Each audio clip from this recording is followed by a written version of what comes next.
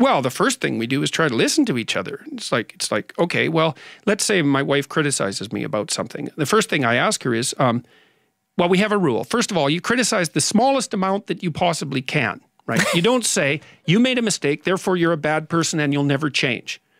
What you say instead is, here's something you did, here's how it struck me, say negatively, and this is what I would like to have happen instead.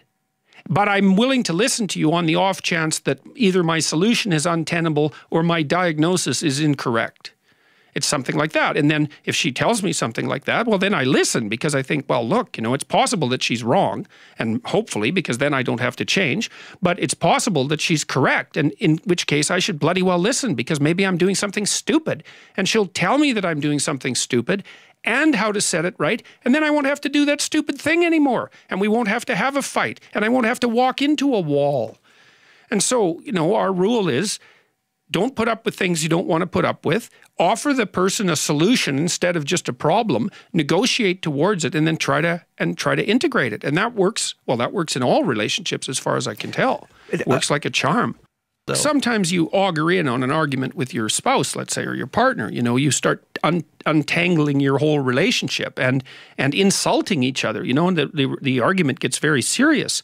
And then you're trying to win. You're trying to defeat each other. You know, and that's a very bad idea. So one of the things we learned to do decades ago, I would say, is to go into our rooms separately in the middle of an argument like that, and to sit in contemplation and ask a very simple question, and it's a horrible question. Like, it's a horrible question to ask yourself. It's like you're outraged at your partner. You think they're every shade of damned soul. You wish that, you know, they'd just go away and that you would win. You have to go into your room and you think, okay, you know, correct as I am, I probably did some stupid thing somewhere along the way to increase the probability that we would end up in this conundrum. So you sit on the bed and you say, okay, like, what did I do in the last 6 months that was unforgivably stupid that increased the probability that we'd have this argument?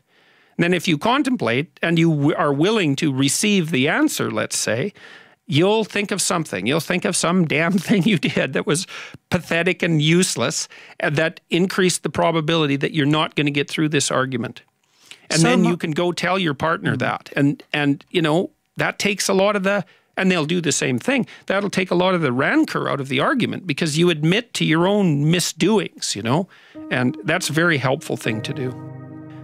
You know, you generally learn things painfully, right? I mean, that's how life goes. If you really learn something, it's usually painfully. And so if you ask yourself a question about the truth, about yourself, the response you get is often painful, and that's short-term pain, right? And so people will avoid it, think, I don't have to go through that pain.